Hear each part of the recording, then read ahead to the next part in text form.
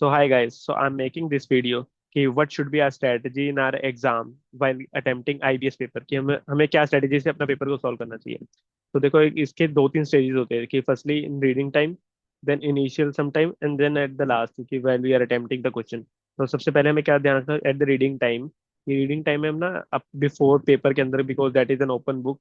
So what we can do ना कि हम दिस टाइप ऑफ शेड्यूल और something like table we can prepare. एक पेज के ऊपर हम ये शीट प्रिपेयर कर लेंगे case study one, 5 case studies के लिए सब्जेक्ट।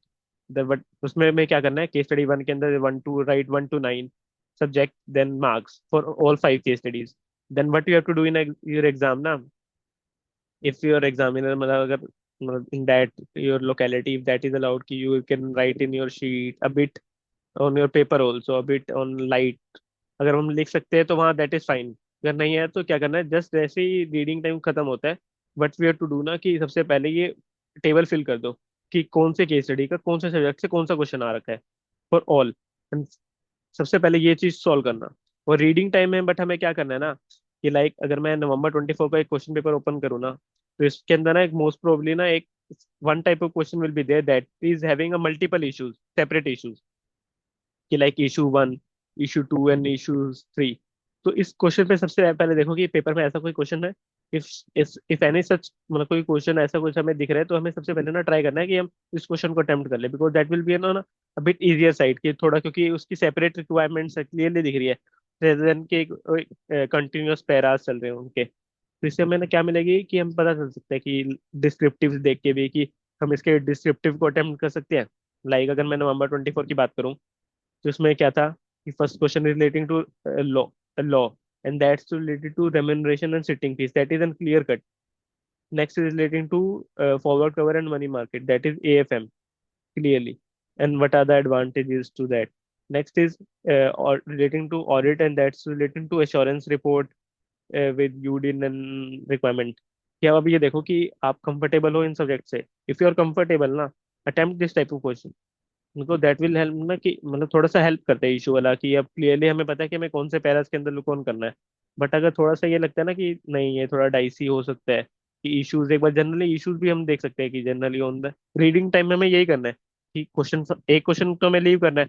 हम अगर इशू वाला टाइप का क्वेश्चन अगर हम देख सकते हैं कि अगर वो इजी आ रहा है डिफिकल्ट आ रहा है, अगर इजी है तो mostly a bit easy, this type का क्वेश्चन ना ये थोड़ा इजियर साइड पे रहता है, अ bit on easier side. So you can do this case study only, मतलब कि एक केस स्टडी जो आउट ऑफ 5 हमें 4 करनी है तो 1 case study you should do.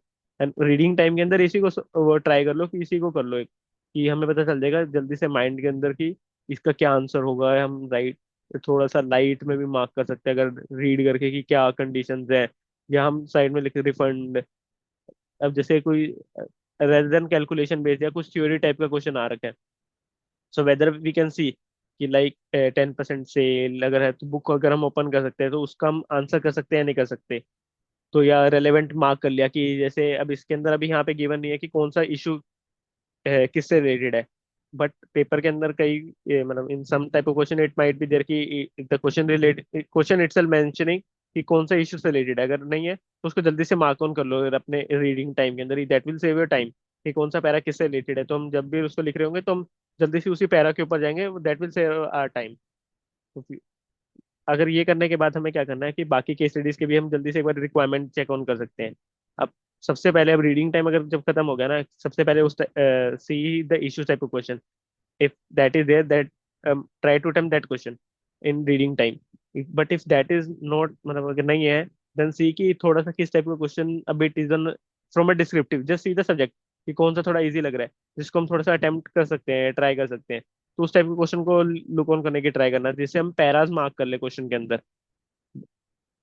तो इसके बाद ना जैसे रीडिंग टाइम खत्म होता है ना, the first strategy should be ना कि फिल दिस टेबल कि एक अपने उसके अंदर एक टेबल बना के जाओ, subject marks for all type, मतलब सभी 5 केस स्टडीज के लिए। तो इसमें क्या करो, डिस्क्रिप्टिव जल्दी से ना सब्जेक्ट और मार्क्स लिख दो कि सब्जेक्ट कौन सा है और किस कितने मार्क्स है वो क्वेश्चन है for all this 5 case studies.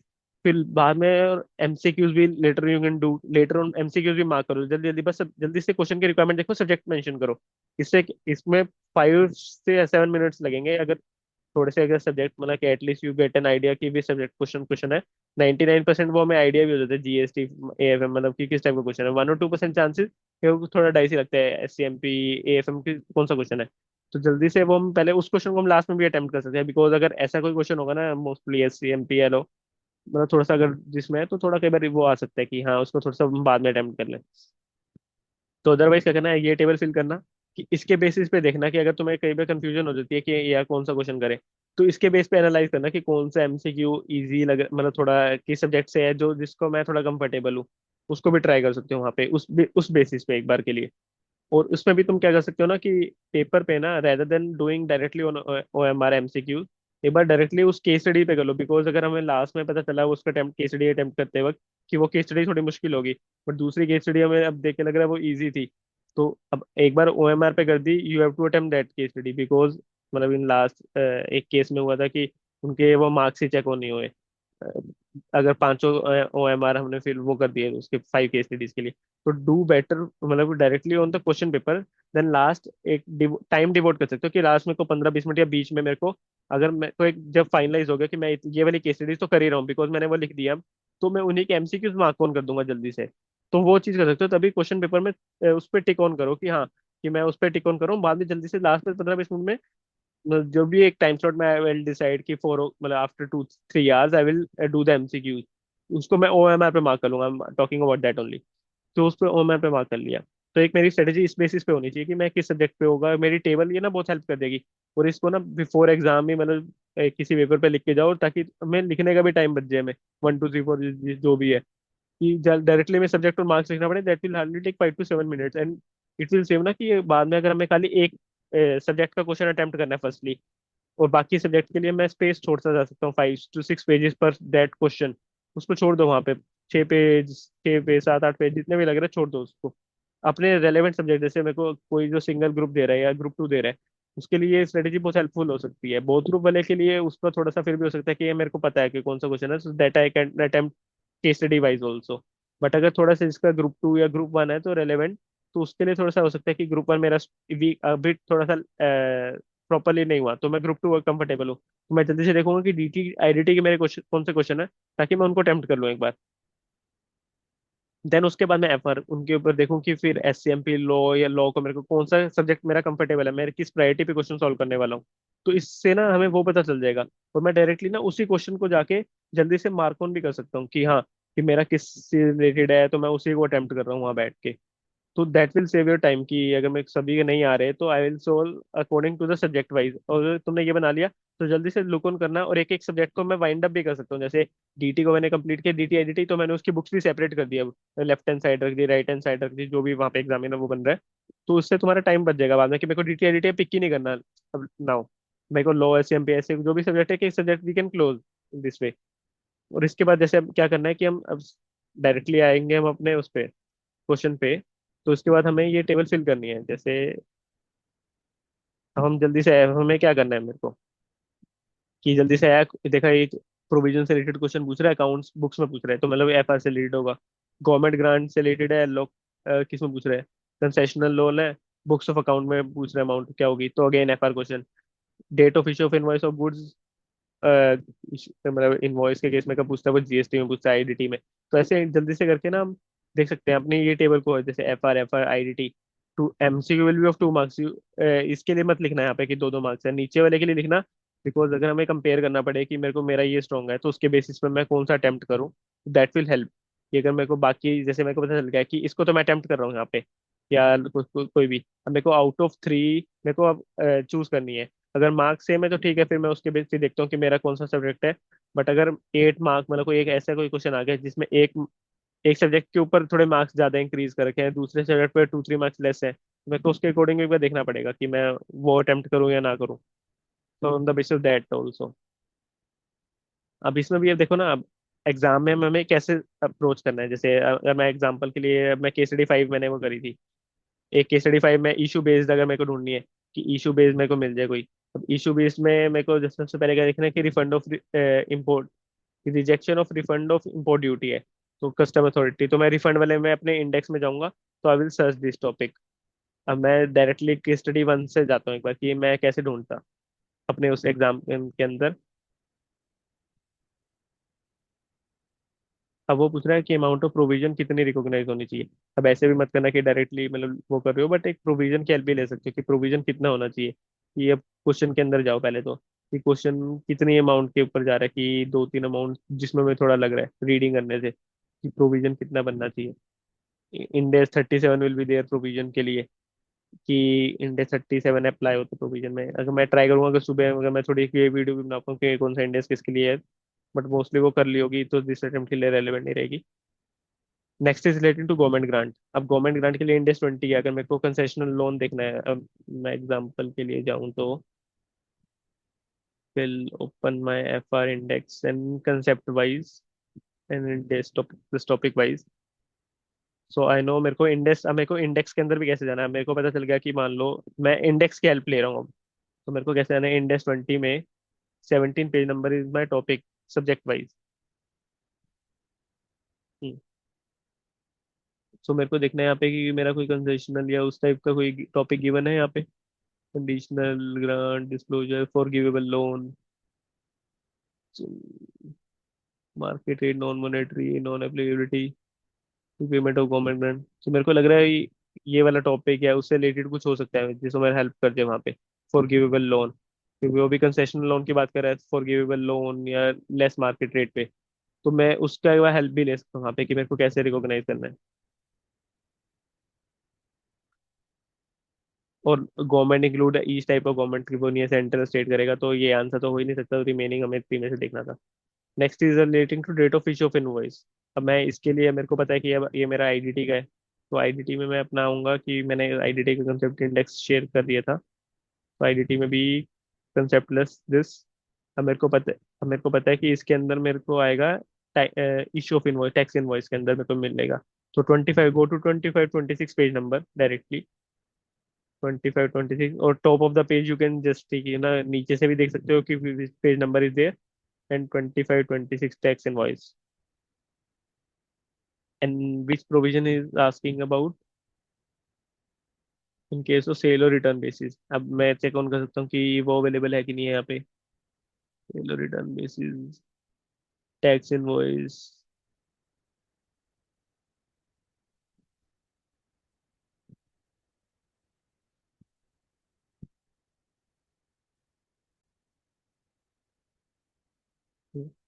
तो इसके लिए जैसे मैं कैसे यूज कर सकता हूँ अपने इसको। अब मैंने देखा कि ये मैं टैक्स इनवॉइस वाले पे आया अपना, तो मेरे को देखना है कि गुड्स ऑन सेल और return basis that is there और not.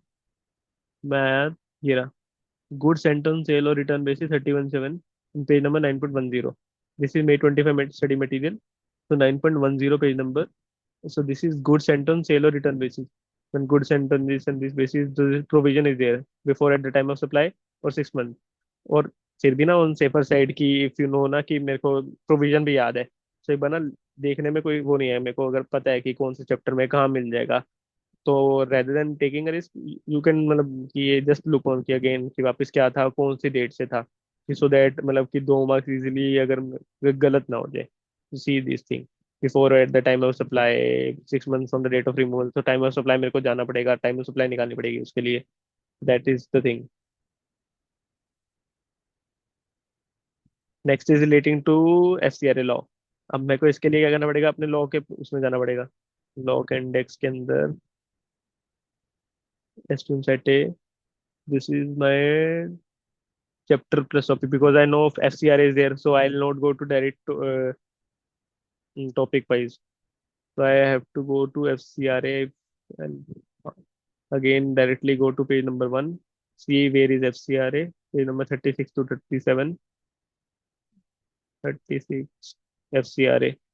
So now what he is asking about, मेरे को वो देखना पड़ेगा कि मेरे लिए वो रेलेवेंट कौन सा टाइप पैरा होगा उसके अंदर। अब क्या प्रोविजन पूछ रहा है वो, shall not receive during period of suspension of certificate except on the suspension से रिलेटेड कुछ पूछ रहा है कि उसमें मेरे को फॉरेन कंट्रीब्यूशन में रिसीव कर सकता हूँ या नहीं कर सकता।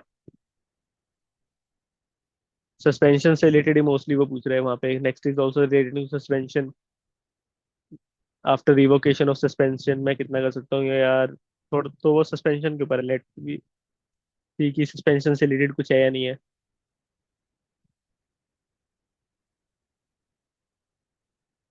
नीचे अपील एंड ऑल है, ऊपर ही मिलेगा मेरे को अब इसमें registration, grant of registration, suspension, सी रहा, suspension of certificate.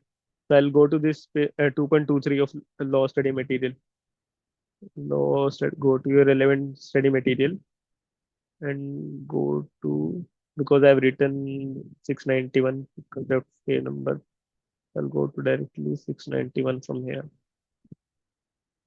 That is 2.23 suspension. The central government while considering cancellation may consider the ground necessary. Period कितना हो सकता है, इफेक्ट क्या होगा? Every person who suspended not receive any foreign contribution during the suspension of period. However, central government may, on the application made by such person, if it is considered appropriate, allow receipt of such on such terms and conditions as such. And next is not utilized in the foreign contribution in his custody without the prior approval. ठीक है. Define the extent use suspension. The unspent amount can be utilized in this case of as may be under. In case certificate of registration is suspended, this up to 25% of may be spent with the prior approval of central government, and the remaining 75% can be after revocation. मैं seven after revocation के बाद मैं 75% utilise कर सकता हूँ. अब question क्या क्या रिलेट कर रहा था, shall not receive during the period और as specified by central government on the basis of application made by it. तो मेरे को भी ये देखना है कि अब वन विल बी करेक्ट और नॉट. क्या वो क्या पूछ रहा था, आर इनकरेक्ट पूछ रहा है.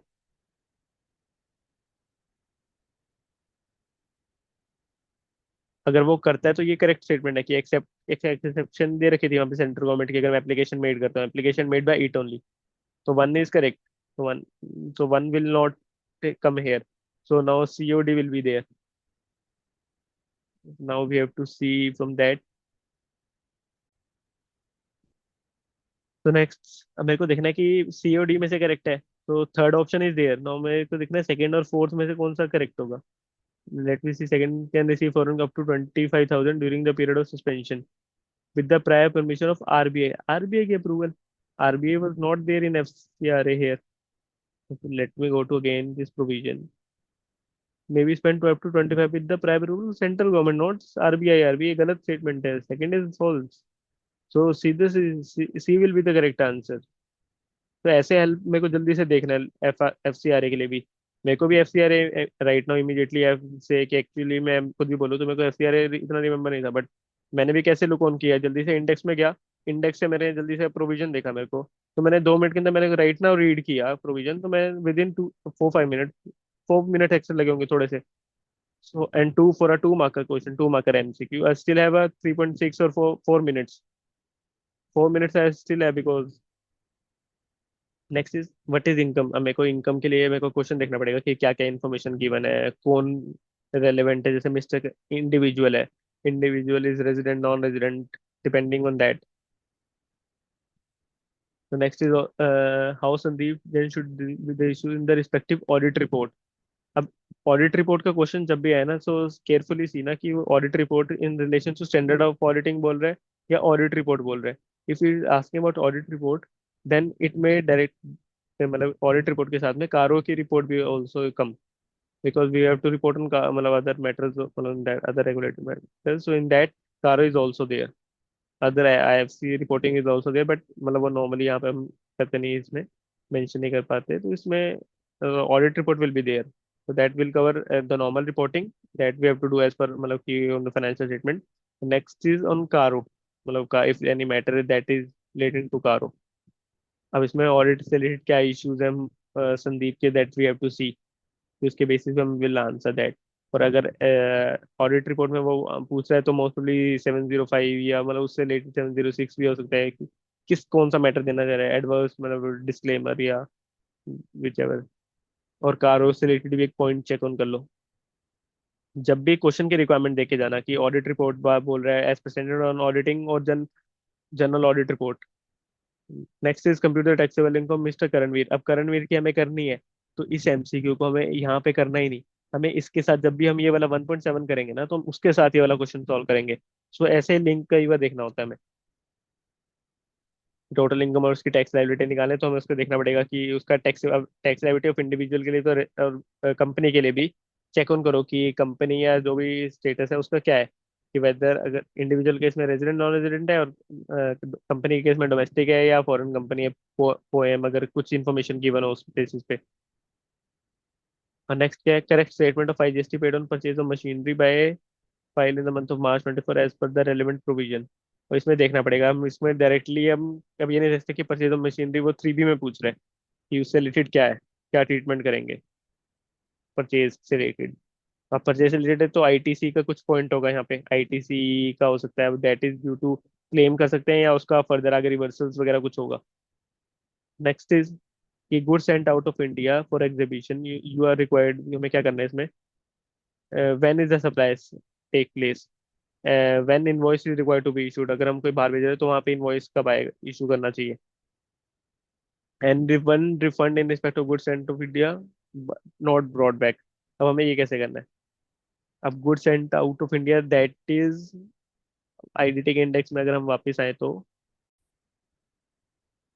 अगर हम इस पे वापस IDT इंडेक्स पे आए वहाँ पे, IDT इंडेक्स में अब क्या था कि हमें वही कि गुड्स बाहर भेजे थे तो उससे रिलेटेड इनवॉइस या हमारा कब टाइम ऑफ सप्लाई बन रही है, अब हमें वो लुक ऑन करना पड़ेगा। अब उसके लिए हम क्या कर सकते हैं, इधर हमें चैप्टर बताओ कि वो सप्लाई के चैप्टर में भी हो सकता है, supply under GST that can be in invoice place of supply, वो किससे रिलेटेड हम कर रहे हैं। अब हम देखें कि एक प्रोविजन ये भी है, गुड सेंट ऑफ इंडिया, ये मेरे को देखो तभी पता, यू बेटर नो कि when you read this index, कि जब हम तुमने इंडेक्स को रीड कर रखा होगा तो तुम्हें पता होगा कि कौन सा चैप्टर या किसके अंदर कैसे दे रखा होगा, इंडेक्स के अंदर कौन सा टॉपिक।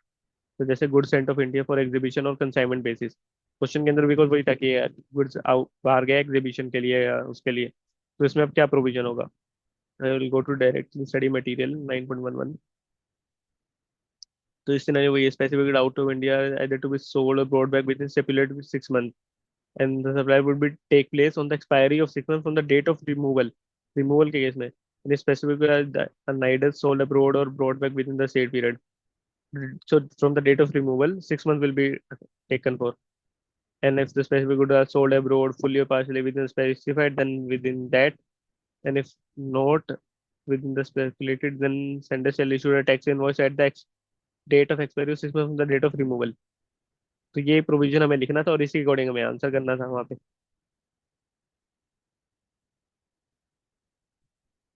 और अब इसके हम प्लेस ऑफ सप्लाई की बात करेंगे कि वो कब मानी जाएगी, तो हम प्लेस ऑफ सप्लाई कब देखेंगे कि गुड्स बाहर गए हैं तो Section 13 will be applicable. Goods गए हैं वहाँ पे या तो सर्विसेज हम क्या दे रहे हैं वहाँ पे एक्चुअली, गुड्स देख रहे थे तो इम्पोर्ट एक्सपोर्ट के provision will be can also be there, export particular, so that we have to see properly from की ना कि वो किस टाइप के क्वेश्चन की बात कर रहे हैं वहाँ पे। अब इस सिनेरियो में जैसे वो वहाँ पे सेल और अप्रूवल की बात हुई, देन रिफंड की बात होगी फिर वहाँ पे, ये रिफंड क्लेम कर सकता है नहीं कर सकता, will go to refund if that is अगर मेंशन है या नहीं है रिफंड्स।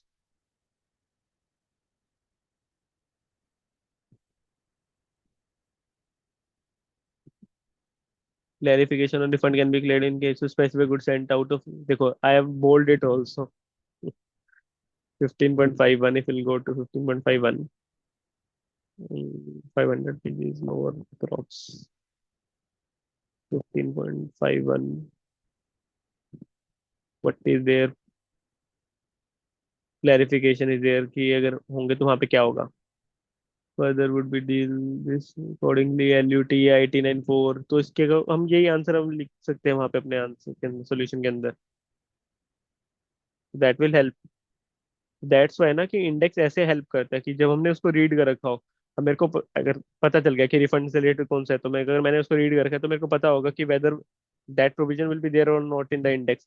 इंडेक्स ऐसे नहीं होता कि ना कि मेरे को डायरेक्टली वैसे ही हेल्प कर जाएगा कि मैंने रीड नहीं कर रखा और मैं उसकी हेल्प ले रहा हूँ, TY की भी, TY के भी ऐसे हेल्प कर देता है कि जब मैंने रीड कर रखा हो मेरे को पता हो at least idea, not 100% retaining, I am talking about just your fair idea कि क्या प्रोविजन रखे हैं।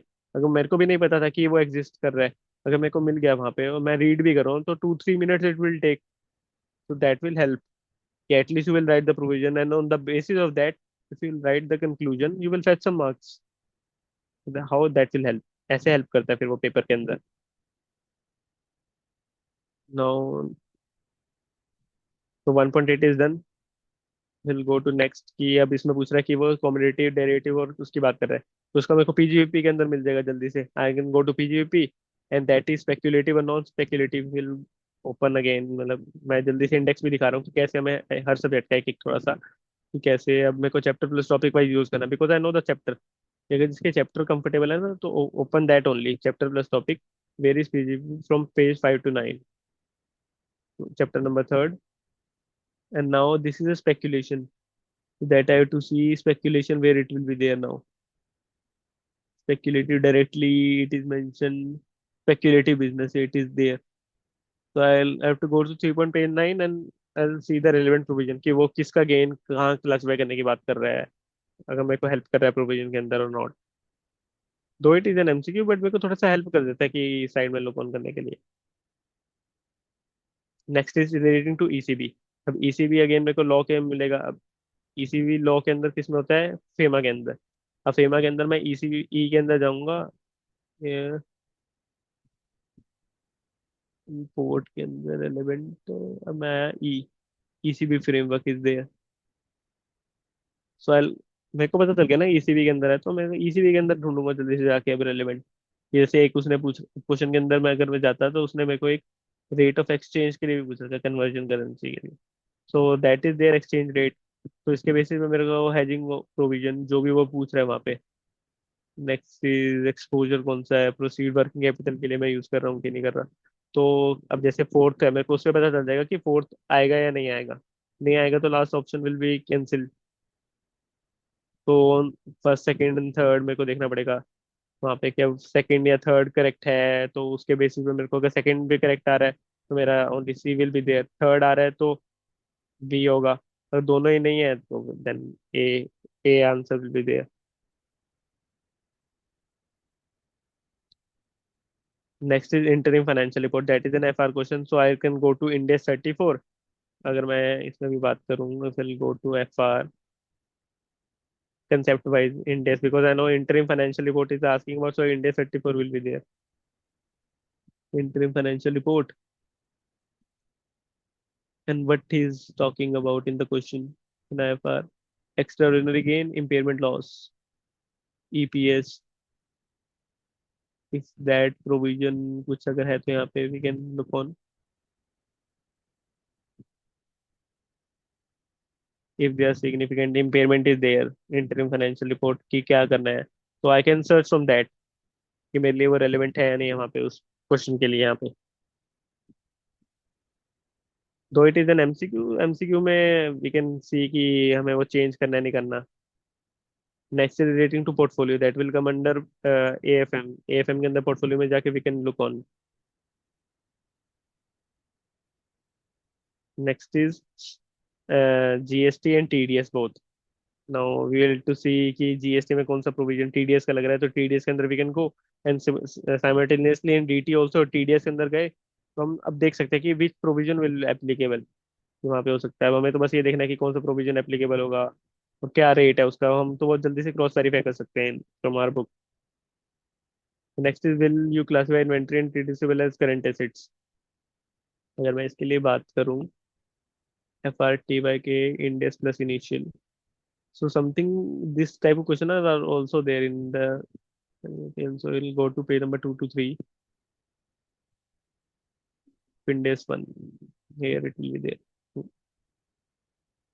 What we have to, what he is asking about, will you classify inventory and trade receivable is asking about now. This is there. Similar question. 1B is coming. We can directly go to this question and accordingly we can write. और देखो ये भी कब होगा कि अगर मेरे को, मैंने जब एक बार मेरे को पता है कि किस टाइप के क्वेश्चन या कैसे एग्जिस्ट कर रहे हैं, अगर मेरे को इंडेक्स पता चल गया कि क्लासिफिकेशन करंट नॉन करंट की कहाँ होती है, तो I can quickly go to chapter and find quickly. क्या मेरे को इंडेक्स वन में पता है कि कितने होंगे, 2 पेज होंगे, 2 पेज है, मेरे को अब जल्दी से लुक ऑन करना पड़ेगा, मेरे को कितना hardly it will take how much time. Trade receivable से रिलेटेड 8 क्वेश्चन भी है, तो मेरे को वो प्रोविजन भी हेल्प कर सकता है वहाँ पे। करंट एंड एसेट लाइबिलिटी की डेफिनेशन तो मैं कोट कर ही दूंगा वहाँ पे, so on the basis question की मैं राइट भी कर दूंगा। Next is Do you think service transaction between GL marks and GST? And if yes, who has to deposit the GST and in which month? And if no, state the legal provision. अब उसमें वो हर चीज पूछ रहा है कि ये transaction GST लगेगा नहीं लगेगा, लगेगा तो मतलब क्या लगेगा वहां पे।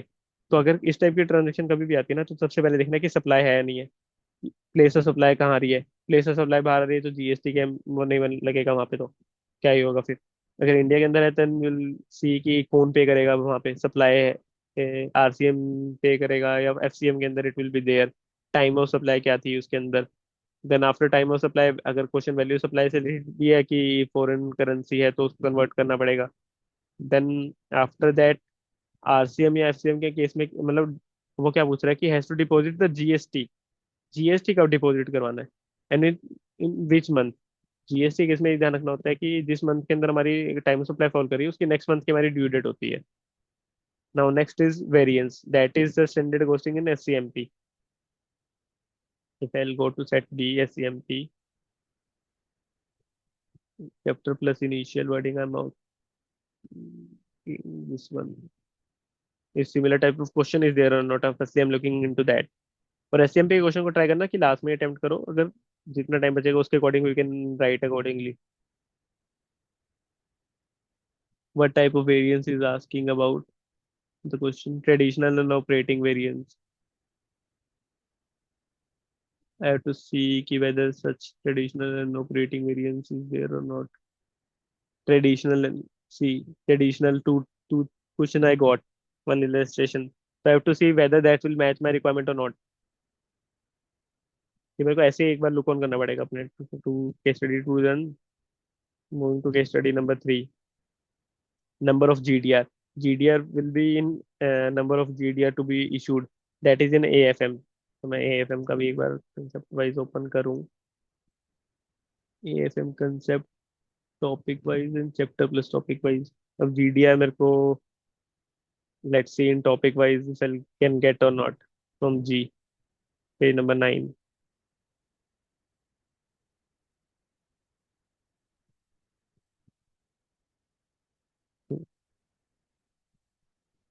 ग्लोबल डिपॉजिटरी रिसीट्स इशूड मतलब तो मैं यहाँ से भी लुक ऑन कर सकता हूँ। बट अगर मैं डायरेक्टली अगर क्वेश्चन इंडेक्स में भी जाऊँ चैप्टर प्लस इनिशियल, तो मेरे को ढूंढना पड़ेगा यहाँ पे जीडीआर कौन से चैप्टर में है। अगर that will be an issue for this question.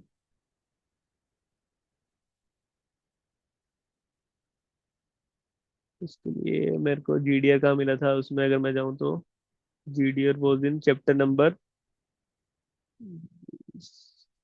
11। if I'll go to chapter number 11,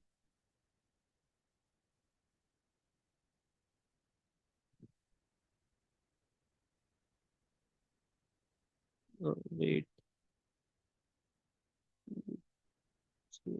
international finance, chapter number 17।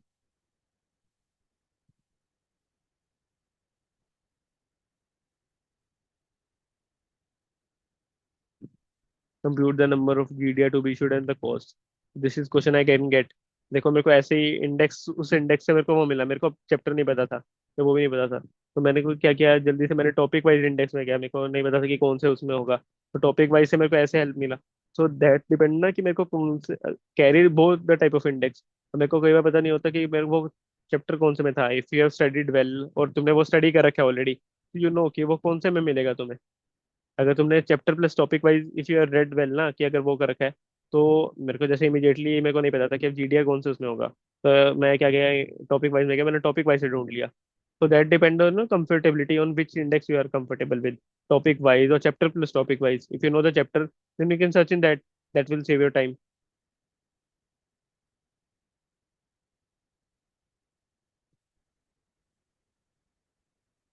Next is GDR के अंदर टैक्सेशन रेट्स क्या होंगे, that will see. Non resident taxation can be there. तो this question we can attempt later on also कि 4% cess is there. So that is मतलब कि non resident is sure definitely.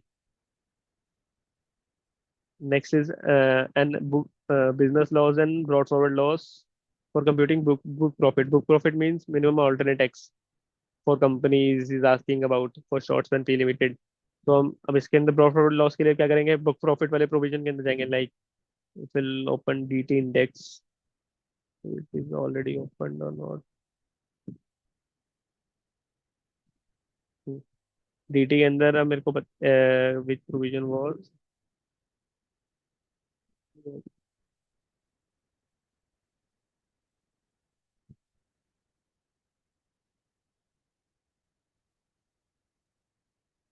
It was minimum alternate tax. अब minimum alternate tax will be in which chapter I will to see. अब मेरे को इसके लिए मेरे को अब देखो जैसे चैप्टर वाइज मेरे को इमीडिएटली अगर मेरे को नहीं पता, वैसे पीजीपी या उससे रिलेटेड होगा, असेसमेंट ऑफ वेरियस एंटिटीज के अंदर हो सकता है। तो मेरे को इमीडिएटली अगर मेरे को नहीं पता चल रहा कि कौन से के अंदर होगा, तो what I can do is if I go to my DT topic wise, so I'll go to minimum alternate x if I'll 21 page number, if that is there or not in this mat. Mat I got in which chapter, chapter number 9 it is there, minimum alternate x. We'll go to that chapter now. तो नीचे भी मतलब minimum alternate taxation on companies, so chapter number 9 it is there and page number 9.17. सो मेरे को क्या करना है, 9.17 में जाके रेलेवेंट या ये वो देखना है ट्रीटमेंट क्या होगा इसका। Next is custom duty payable on import of, custom duty कितनी है वैल्यूएशन के अंदर, I have to go and T Y के इंडेक्स में मिलेगा, बिकॉज वो क्वेश्चन अब प्रैक्टिकल की बात कर रहा है, तो I to search in according to the given case and I to search in directly open custom module and search in that, क्योंकि सभी के अंदर कस्टम ड्यूटी पेबल ही वो होगी। तो कौन से इस केस स्टडी के अंदर किस टाइप का क्वेश्चन वो आया वैल्यूएशन का, that I search. Next is quantum of penalty, I mean response to SC and issued by assessing authority. मेरे को देखना पड़ेगा कि कौन सी किस टाइप की पेनल्टी है, वो फैक्ट के ऊपर होगा। This you can attempt later हो या साथ में शायद दिखा ना, वो you can do. Next is Ind AS relating to error and error, अब मोस्ट प्रोबेबली एरर को डील करने के लिए इंडिया सेट होता है, तो इंडिया सेट के according I can search from that now. ऐसे ही ना keywords you have to search from the requirement, prepare correction required to deal with the error discovered in the financials and suggest the accounting policy. Accounting policies you can get now, you have to search in Index 8. Next is TPM approach. अब TPM के लिए भी directly you can go to study this one and search in this combined chapter plus topic wise. TPM will be in well, topic wise is from page number 28, TPM 19 if that is there or not.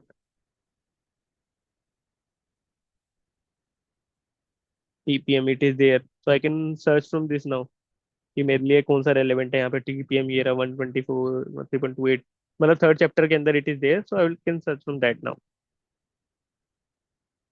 And now whether petition under 241 by minority is maintainable और not. अब 241 के अंदर अब मेरे को provision look on करना है या सर्च करना है, तो accordingly I can go to that. और इसी के लिए ना लॉ के लिए क्या कर सकते हो कि अगर सेक्शन नंबर, क्योंकि कई बार क्वेश्चन के अंदर गिवन होता है, तो कौन से चैप्टर कौन कौन से सेक्शन कवर अप करता है उसका स्टार्टिंग में भी अगर वो you can prepare by yourself, that will help. अब मैं जैसे अगर मैं अपने टॉपिक वाइज आऊँ, chapter wise, so I know this in minority or fourth fifth it will be there, this chapter 241 ना, 241 is here and minority is asking about material, what is asking about right to apply 244 will be there, मतलब depend कर सकता है कि कौन सा section है 241 के अंदर वो कह रहा है। तो इसके लिए मैं बेटर क्या कर सकता हूँ, मेरे को लग रहा है कि चैप्टर 5 के अंदर मेरे को मिल गया, तो मेरे को क्वेश्चन चेक ऑन करना है लॉ का, मेरे को कैसे मिलेगा। तो I can go to now directly compromise and see whether it is there और not. Please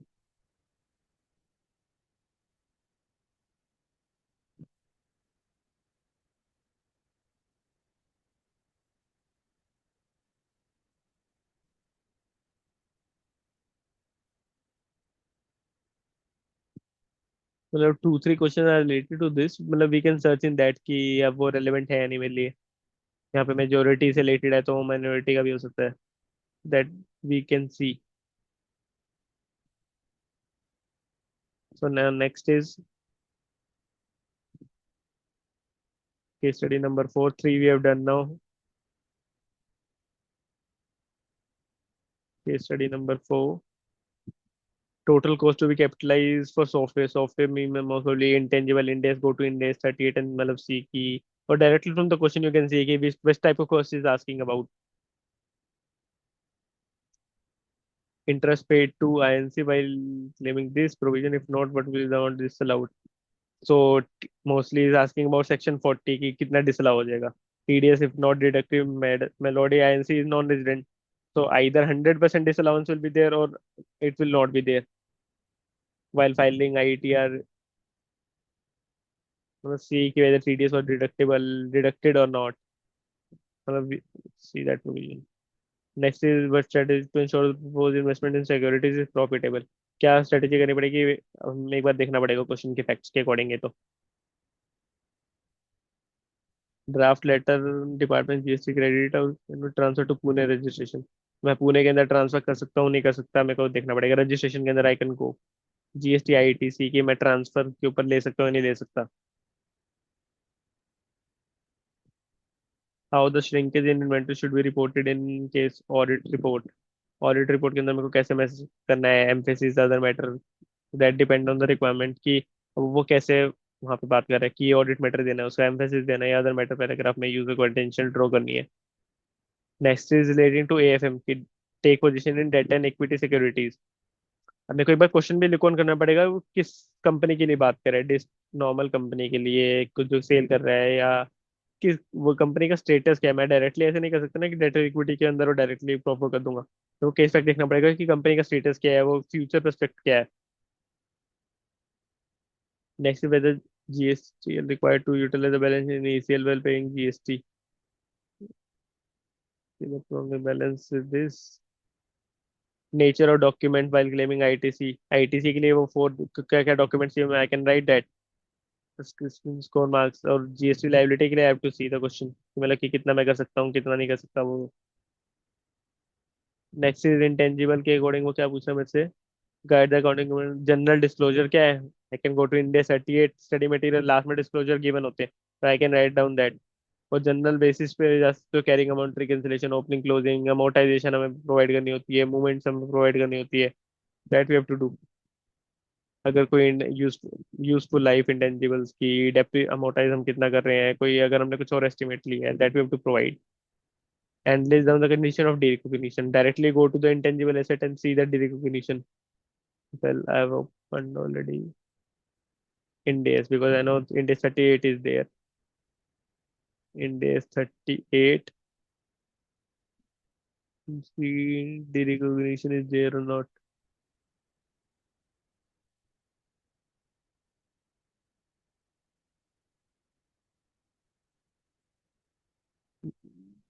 Retirement and disposal. So that is also in derecognition. So we can go to in that and find what is when we have to do this thing.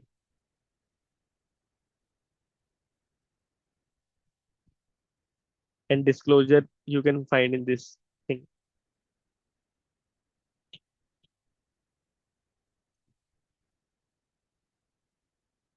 See this thing disclosure you can directly disclosure is mostly at the end of the मतलब at the end of that particular chapter। Four case study number 4 done। Now case study number 5, rejection of refund of import duty। I have to go to that refund chapter now in index and find कि whether that will be relevant or not। Expected loss in forward cover। अब forward cover के लिए will go to AFM index। AFM this I can find forward cover is in which chapter, or firstly I can find this topic wise forward cover।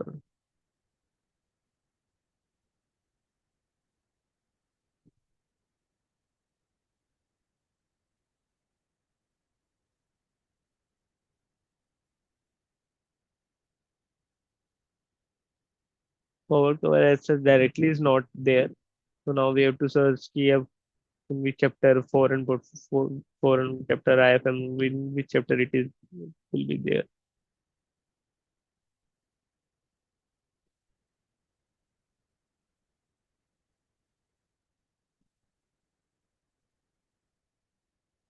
Or I can search from the TBAG index also. TBAG के अंदर कोई similar question is there, so I can find from that.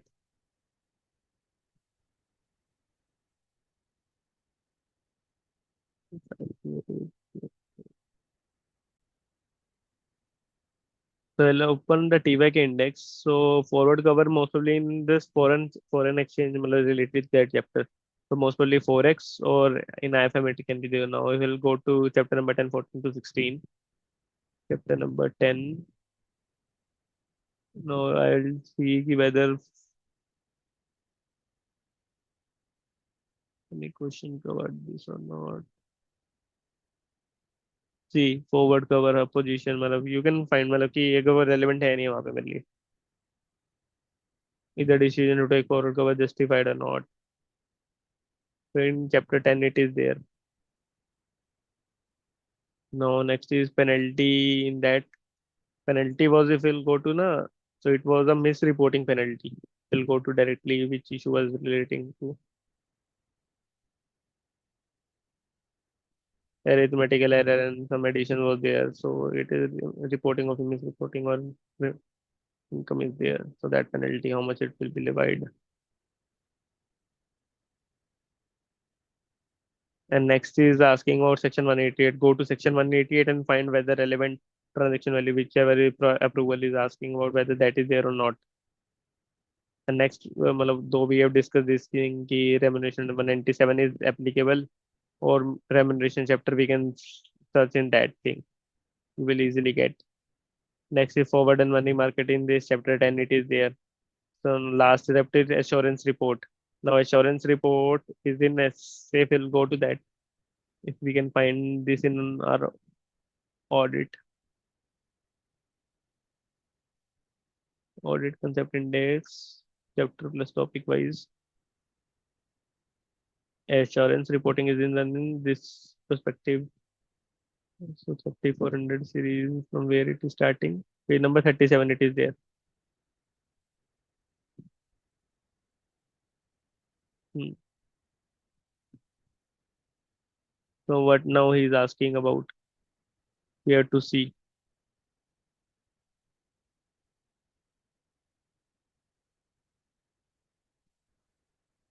He's asking about assurance report now.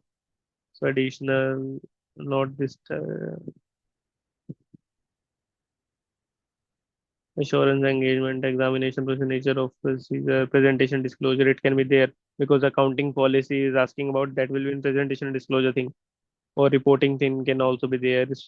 We have to see from that if we'll go to in that particular thing audit 11.6 if we'll open study material.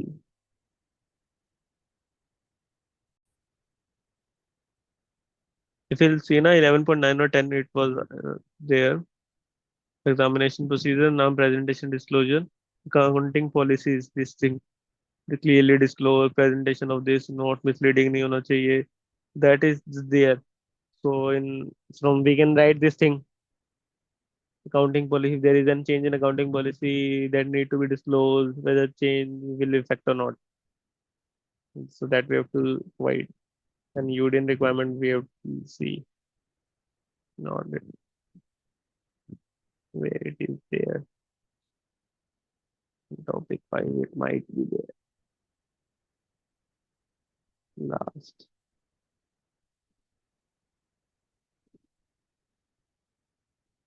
UDIN guidelines we can see मतलब कि अगर वो relevant है कि नहीं मेरे लिए. So that is all the case studies of November 24 and November 24 ना 2-3 question can be difficult but on मतलब if you attempt ना केस स्टडीज on मतलब कि relevant accordingly so it is not on that difficult side actually. मतलब you have to सी ना कि आपको कौन सी केस स्टडीज अटेम्प्ट करनी है पहले. ये नहीं है कि सारा केस स्टडी देख के हम थोड़ा वो हो जाए. यू माइट बी अगर किसी ने सिंगल ग्रुप या वो दे रखा है तो it may influence, because if you'll see na pattern ki what it was there in this ki major, if we'll talk about just the descriptive thing, this particular. So you can see low IFM audit group one on SPM. This thing one IDT question only. In this now again no G2 question, no G2 descriptive. Only in this seventh question was there, and in this thing. So majorly it was SCMP law or F group one subject. DT was a bit less side, 20 marks out of almost 15 into 460. So one third was there in that. Two third was of from SCMP law and group one subject. So that can affect कि 40 marks अगर वहां से आ रहे हैं तो मेरे को कितना अटेम्प्ट करना है.